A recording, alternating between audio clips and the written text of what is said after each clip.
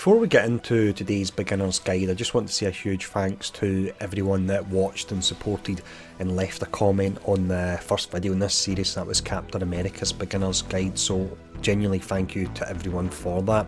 Now, the character we're looking at today anyway will be Spider-Man for two reasons. One, he got a lot of requests in the previous video for me to cover him next, and two, he's a very interesting character and he's not the strongest, but he's actually a ton of fun to play, and I don't think that's something we should overlook at all, because at the end of the day we play these games to have fun. Now, in the beginner's guide, just a quick overview of what we cover. We'll have a look at his abilities, his stats, we'll show off his costume, his solo infinity trial, we'll look at synergies, ISO 8 setups, and then finally we'll do some endgame gameplay with him as well. So we'll jump in and we'll start off with the general overview.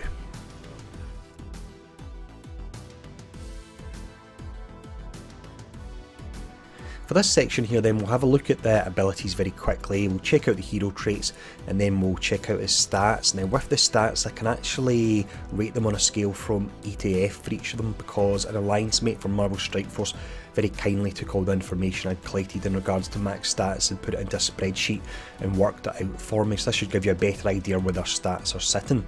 Now, ability wise, first, Spider-Man is a character that's really all about taking out the trash and also using crowd control to slow them down as well. So 3 of these abilities have the projectile tag, 1 has the melee tag, and also 3 of his abilities have the bind tag. The bind tag is really where he comes alive for me, and it's the setup that I will be using when we talk about builds later on in the video. It is a whole lot of fun, but with the projectile and melee being mixed, it means it can be a little bit difficult when it comes to equipping ISO 8 for him. But if we look at the trait, it's the web sling, so it's similar to heroes that can fly, so if you need to get through an infinity trial in a certain amount of time, it's great to use heroes that can fly or have web sling, because they can just zip past all the enemies and get to the end of the level. When we look at the stats, they're actually really quite average here, but it doesn't take away from the fact that Spidey is a ton of fun to play. And when we look at the abilities, we'll see why that's the case. But his strength comes in at a C rating, vitality is a C, mastery is a D, but that's not relevant to him because he's not doing energy or ethereal damage. And then the 3 remaining stats, resilience, durability and energy, all come in at a C as well. So very average in regards to the stats. But let's check out these abilities, and as mentioned, they are a ton of fun.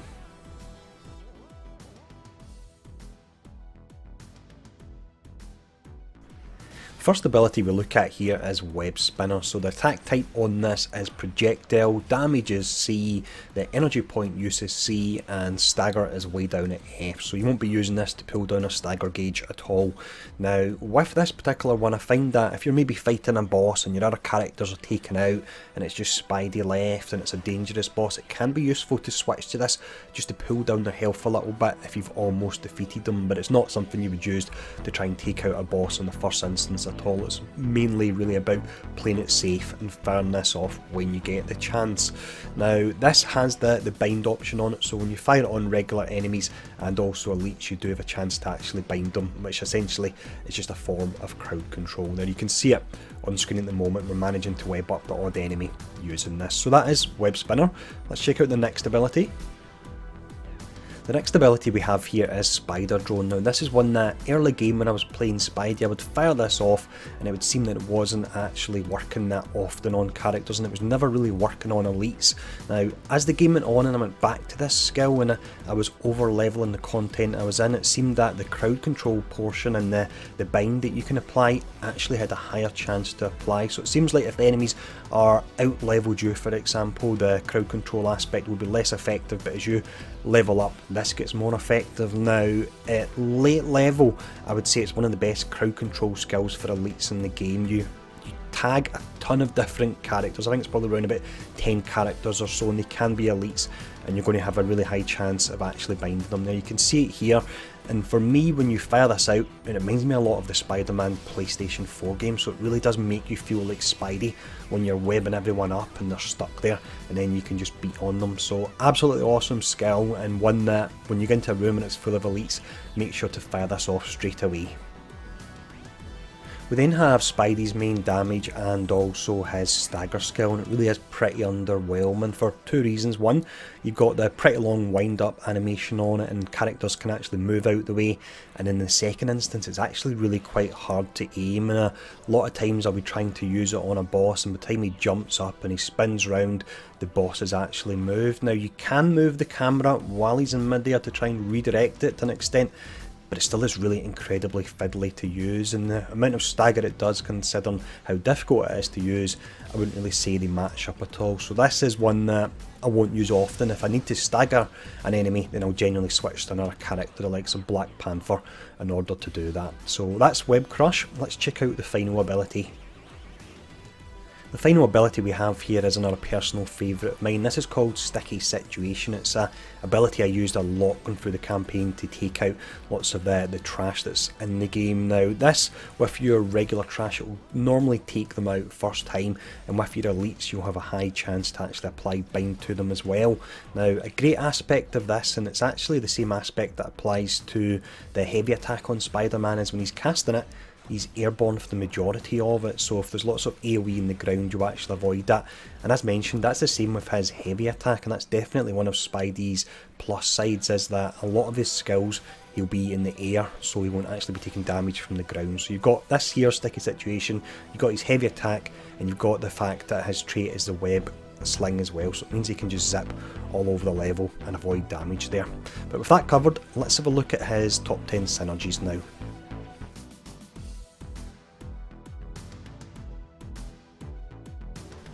With this section here then, we have a list of the top 10 highest team bonuses you can get depending on the team you actually drop them into. Now I mentioned in the previous video that the bonuses are nice, but you can get a lot of damage bonuses and so on via your ISO 8, so I wouldn't in any way feel forced into running a particular team if you don't want to do it. But if you are looking to maximise team bonuses, these are the characters that can help you do it. Now I'm not going to run over all of them, but I will break down the top one we've got here. So it would consist of Elektra, Psylocke, Wolverine, and of course Spidey as well. Now that would give you a total of 22% overall bonuses, and if we were to break that down, you would get 12% strength, 2% durability, 3% mastery, 4% vitality, and also 1% energy as well there. And then the lowest top 10 we've got on the list here would still give you a fairly decent 16%. So nice way to get your stats up, but once again, don't feel forced to use these characters in any way.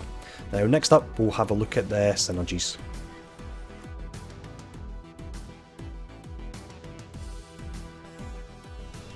When it comes to synergy attacks within Spider-Man's kit, he has Rapid Fire and also Slam. Now Rapid Fire is awesome. Fire this against the likes of Captain America's shield when he's got that skill up and you'll absolutely destroy enemies.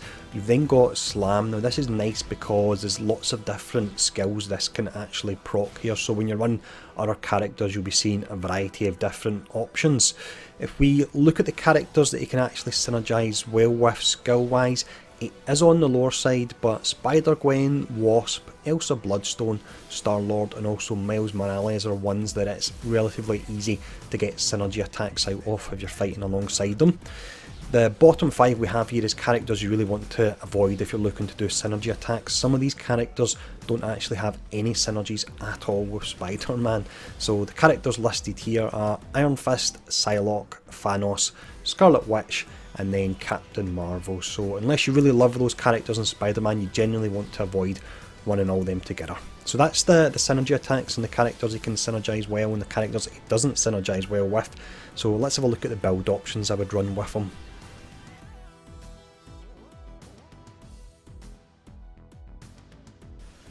When it comes to builds for Spidey then, I'll just mention the fact that we've already talked about how he doesn't have the greatest amount of synergies, his stats are very average and his stagger gauge potential is pretty low as well, so I wouldn't ever run Spidey to try and use an optimal character to get through the game. I would run Spidey if I want to bind up loads of enemies, feel like Spider-Man and have a whole lot of fun, and as you can see on screen at the moment, he most definitely is capable of doing that. So when it comes to build, the one I would use would all be about trash clearing and crowd control. So I'll use the likes of Iron Fist or Black Panther to take out bosses, but if I get into a room full of elites, I'll switch over to Spidey and have a lot of fun. So the ISO 8 that can work with this setup, You've firstly got increased damage done to binded enemies by a whopping 31%.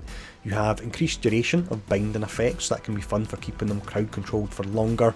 And then you have your more standard ISO 8. So this one here increases crit hit chance by 8%. You can increase damage done to enemies by 16.5%.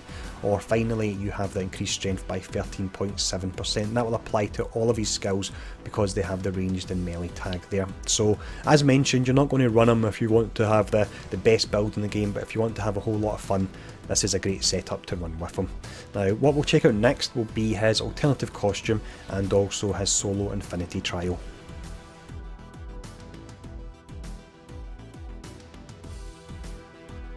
Spidey's solo infinity trial is one of the earliest ones, if not one of the first ones you actually unlock in the game, so the best way to actually freestart it is simply just to keep leveling up and then go back to the content and you can just brute force your way through it. Now, the only part you may have trouble with is in respect to the finishing it within the set time, but you can do what I'm actually just doing on screen at the moment. Spidey's got the web sling, we've already talked about how that can be good for infinity trials with a timer, so simply just swing your way all the way through, get to the last room, and then you can just take out the trash from there. Now, if you are struggling at all with it, the trash on the outside that throws the bombs in, they're the most dangerous, so they are the ones you want to take out first. So that's Spidey's infinity trial and his alternative costume.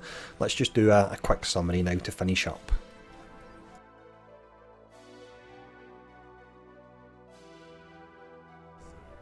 As we mentioned earlier on in the video then, Spider-Man is a character that I chose for two reasons to cover next. The first one being a lot of people wanted to see the Spider-Man beginner's guide, and the second one, I just really wanted to hammer home the point that this game is about having fun, and there are one or two characters that are really pretty poor and I would say avoid, but the vast majority of the roster, if you like a character, you put enough effort into learning their playstyle and gearing them up with the correct ISO 8, you can get through every game mode with them. So this is actually Ultimate Thanos we're taking on at the moment for a bit of fun. So absolute fun character, they've absolutely nailed how Spider-Man should feel. Yes, his stats and his synergies and all that are on the lower side, but it doesn't matter when you're swinging about and you're zipping up enemies. He's just, once again I'm going to say it, he's an absolute ton of fun to play. So as always, I hope this video has been helpful. Feel free to hit the like button if you're not subscribed and enjoy the content on the channel. Feel free to hit the subscribe button as well. Leave a comment below because it helps drive engagement, and really thanks for tuning in. Let me know in the comments below who you'd like to see next, and I'll see you all again soon.